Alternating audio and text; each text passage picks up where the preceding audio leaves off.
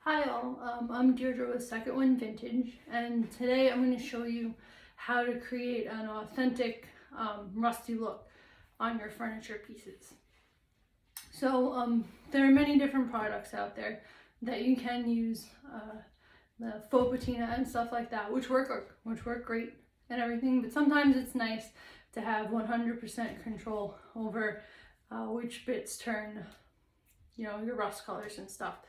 So I'm going to show you how I do that. There are many different techniques and everything, so if you have a different one, feel free to let me know down in the comments. It's always good to, learn. So I started off with a brown base for my piece.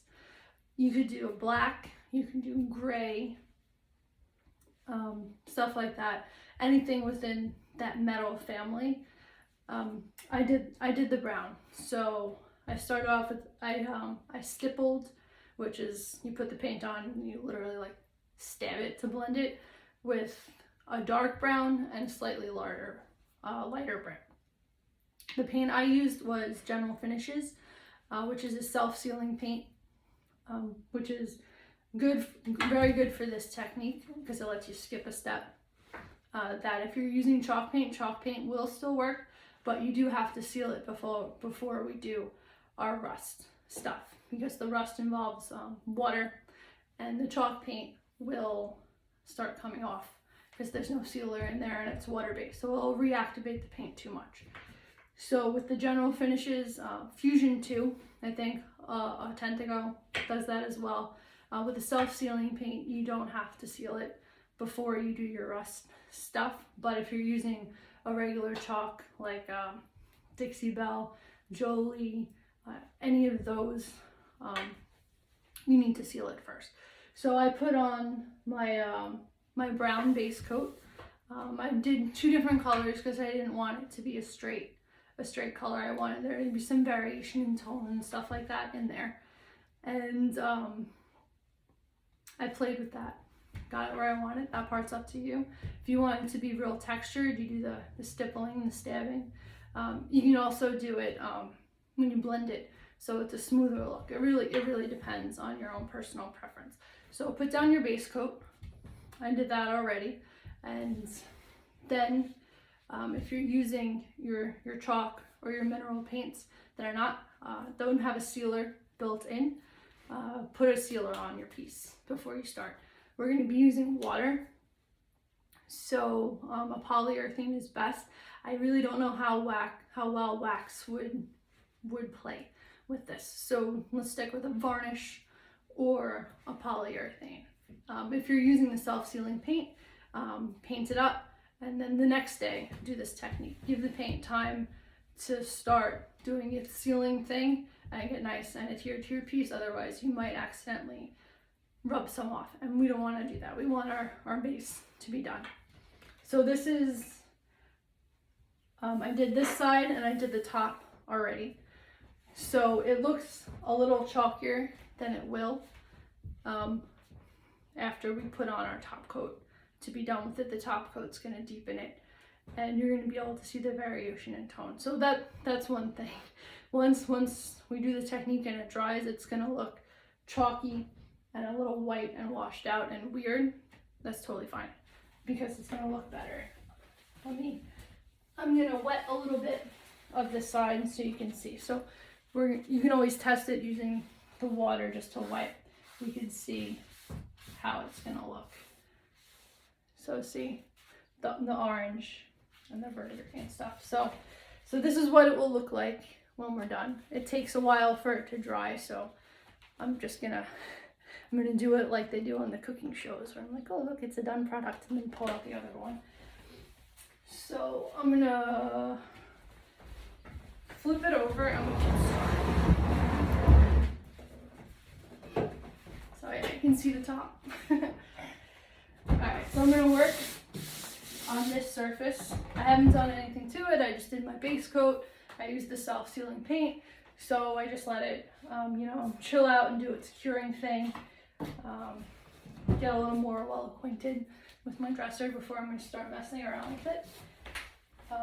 So for our rust, you're gonna need an orange paint and then a brown paint to kind of like muck it up a little bit. Like you're gonna do your orange and we're gonna put a little bit of brown in it. If you have a burnt orange paint, just use that. You don't have to play around. I'm using folk art acrylic because I just have these colors. This is literally the only time I ever use orange.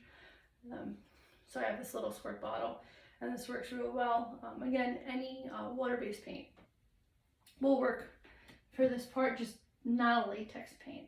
That will probably get weird. So I'm squirting it onto a plastic plate. I'm going to use this as my palette because we're going to add water to it. So don't want to really use paper. And I reuse this and reuse this and reuse this until it's dead. So I have my orange.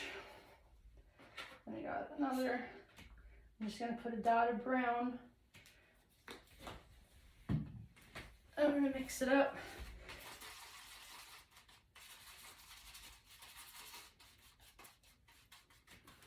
Okay. See how it's a burnt, almost brownish orange. You don't want it to be super bright because it's rust, it's gross, right? So mix up the paint and then we're going to use water to thin it out a little bit. So we're going to use water at different stages to play with the opacity of the paint. First step is though just to thin this out a little bit. I just use my paintbrush because we still want there to be some thicker bits of paint on our palette so we can play. So I don't want it to be too. You just see how it's kind of soupy now. It's not as thick and stiff. We can probably add like, you go like that, it starts dripping. I mean, if you add more water, that's cool too. Don't freak out because we are gonna, you know, add more water. So now our paint's ready. We can talk about the brush to use. So you need a brush that has a flat bottom that isn't tapered in any way, because if your brush is tapered as we're applying this, it's going to show the shape of your brush on here and it's not going to look like rust. It's going to look like someone smacked it with a paintbrush.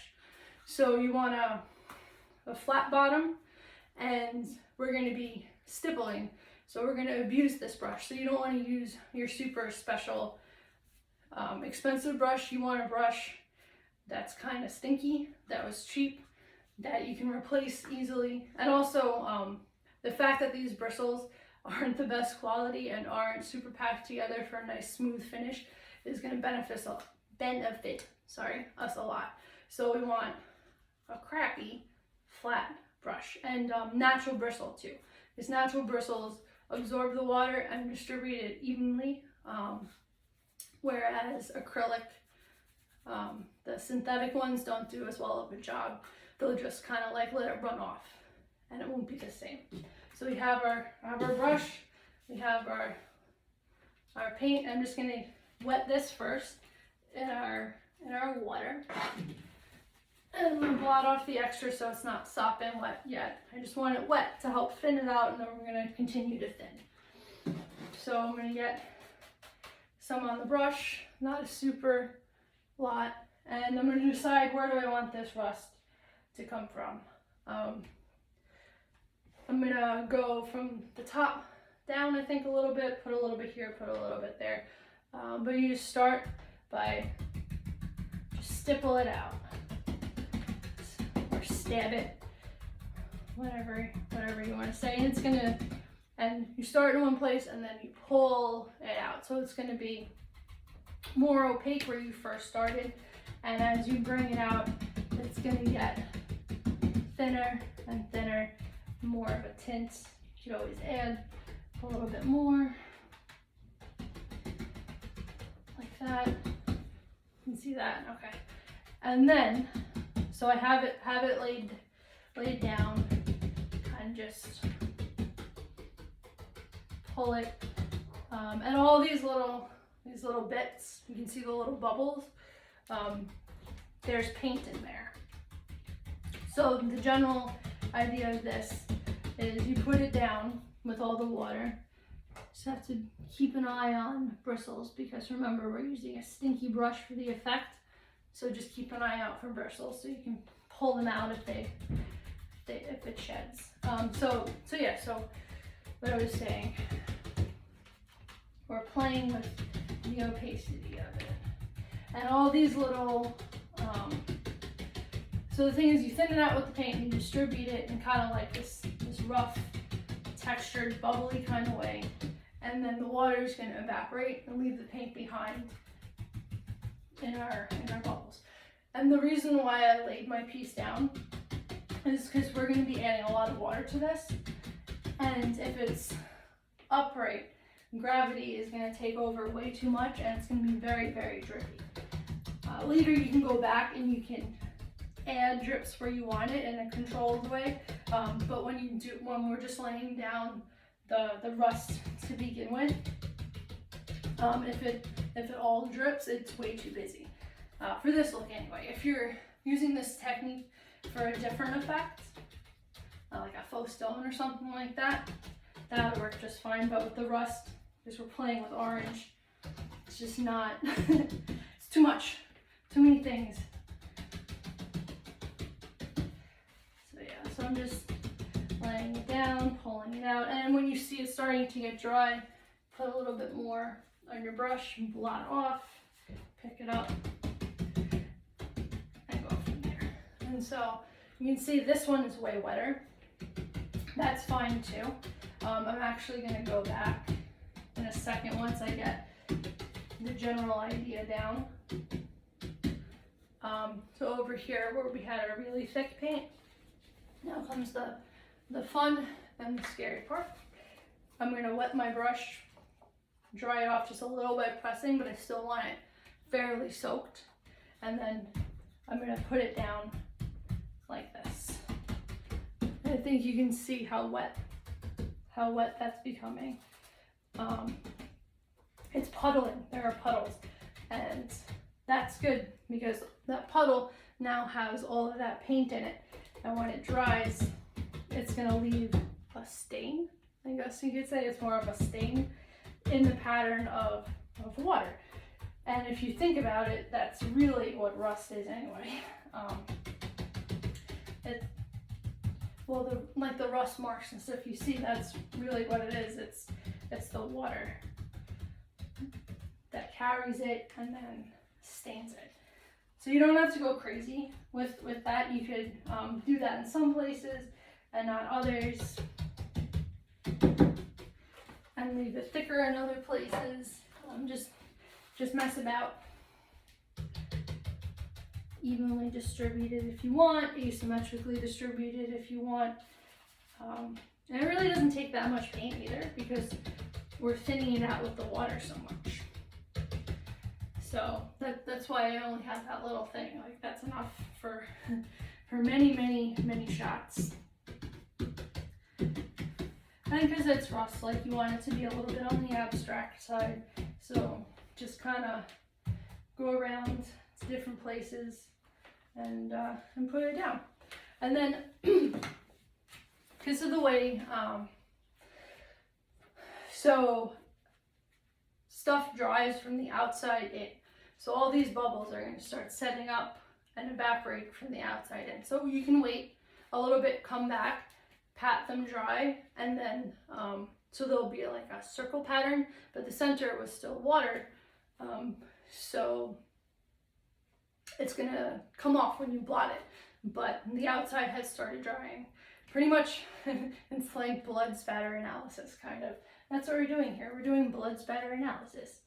But you can see how much water I have on here and how wet that is. So this is why you want to use a self-sealing paint, and why if you don't, you should really seal it up, and why wax is not the best thing to use for that. So at this point, it's pretty much, I'm gonna give it one good look over, make sure I don't have any bristles hanging out, because that brush is really terrible. There we go. And I'm smashing it, so that doesn't help things very much. So this is it for the orange color. So I'm just gonna walk away. I'm going to do something else because there's it takes a while to dry. And then I'm going to come back. Usually I would wait for it to totally dry. I would come back and then I would add a little bit of the verdigris, like the green. But I'm going to do that now because we are on video and I want to show you all the things. So I'm just going to clean my plate a little bit. If I leave a little bit of orange, that's fine. Because I'm going to thin it out. So verdigris is like that, the green kind of teal. So any sort of green and teal would work. I'm using General Finishes. They have patina green. How funny. So I'm using that. It's a little kapow for me. So you can see it's very, very bright. So I'm going to doctor it up with a little bit of the orange. That'll tone it down, make it look a little more authentic. Any sort of seafoam, teal, green like that will do just fine. So I just put a little dab on my plate. I'm not going crazy with it, but I would just want to add a little bit because the green really sets off the orange. They complement each other very well. So I like to do both. Like I said, generally I wait for this to dry first, but I'm going to do it now. So and I thinned it out with a little bit of water. I still had my orange on the plate, so it kind of, see how it's not as bright now. Do that and just the corner, I'm just going to put a little bit, random places, a little splatter. And if it's too thick of a splatter, I'm going to go back and after I get it where I want it, I'm going to go back with my big brush and spread it out a little bit. So yeah, I generally like to put it next to like the thickest part of the orange, because that would be like the thickest hardcore part of the rust, so that's where it would happen naturally anyway. So yeah, I can just take this, I'm gonna do the same thing I did with the other. I'm just gonna spread it out a little bit, stabby. You can leave some in the splatters if you want. That's totally fine too. Depends how it got distributed from the little brush. Also keep in mind, if you're doing it without letting it dry, it's going to start blending with the orange, which in my case is good because I want it to stop being so bright, stop being such a drama queen. But if you want like a really pristine difference and have complete control over the color, wait for your first layer to dry. So I'm just smacking it and just pulling it out. And it's just blending in, looking all natural and splotchy. Okay. All right, so, and that's pretty much it. I'm just gonna walk away. I'm gonna let the water evaporate. It's gonna leave behind the paint pigments in all these cool, very authentic, natural patterns. If you have giant puddles, like this one is pretty big, I might take a little bit of a paper towel, and I'm not gonna blot it, I'm just gonna touch it to it so it starts absorbing it a little bit. Just make it a little less wet. This is not a dry paper towel, so it's gonna take a second. But yeah, it's a little too much there. You know what? I made a cool pattern too. So I'm just gonna take the camera and I'm gonna show you a little close up so you can see. Hopefully I don't accidentally end the video like I did last time. I tried to do that.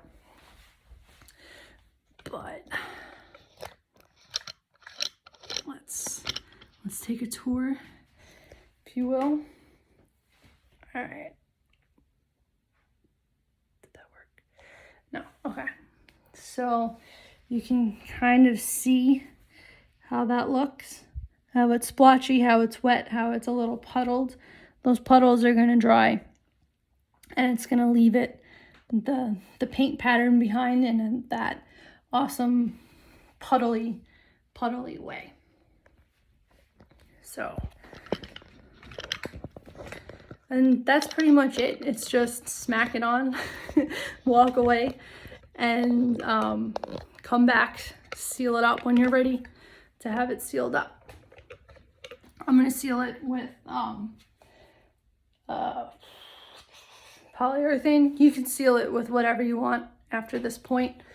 I might do a coat of wipe-on oil poly instead of using the just a straight water-based poly first, because the water base might take up a little bit of what I put down just because we thinned it out so much.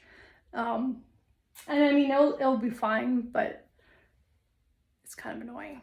So I'm probably going to give it a wipe with oil first, but I don't think you really need to do that. You can use wax if you want at this point. You just can't use the wax for the in between your base layer and your rust layer, because I think we know what happens to wax when we leave water like that standing on it. Not good things. So yeah, so that's how I create an authentic rusty look. Oh yeah, also if you do this and after you seal it, you go, that's still too bright, it's still too much for me, you can always do a black wax over or a black glaze. That'll really bring it down a little bit, integrate it a little bit more, make it a little bit more of a subtle look. So you really have options there. So yeah, so that's how I do it. I know everyone has multiple ways of doing it. So yeah, so I hope I inspired you to try. It's a little bit messy, and you gotta wait in between a little bit longer than you usually do, because if I went to put this up right now, all this water is just gonna go like that. And like I said, sometimes drippy is good. I like drippy, but I like a drip here, a drip there, not drip. It's too busy, so we have to wait. So yeah, so I hope I inspired you to try and have fun. It's really fun.